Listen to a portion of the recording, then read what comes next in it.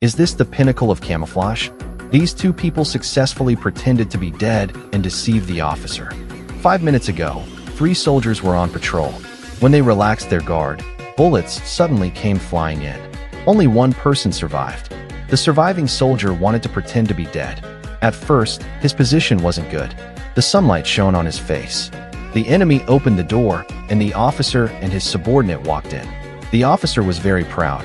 He praised his subordinate for doing a good job, and then they started chatting idly. The soldier couldn't stand the sunlight shining on him, but the officer was still bragging. The subordinate said that he had seen the Führer before. The officer said that he had come into contact with the Führer. He saw the stubble on the Führer's face. The officer was showing off.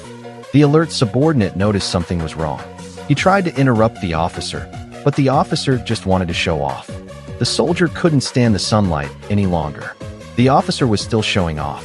The soldier secretly moved to the back. A fly landed on the soldier's face. The officer was still telling stories. The officer criticized the subordinate for not listening to him carefully. The subordinate shook his head and let the officer continue. The officer went on talking about his experiences with the Führer. However, the subordinate's eyes were on the soldier. He turned his head and saw that the fly had been slapped to death, and the chocolate had also been bitten into. The officer was getting very excited while chatting. The subordinate could only force a smile. He interrupted the officer and said that the soldier wasn't dead. The officer didn't believe it. He picked up a bayonet and stabbed at the soldier. The subordinate said, "Isn't it obvious?" But the officer said it was a case of a corpse coming back to life. The subordinate asked the officer if he had his head in the clouds.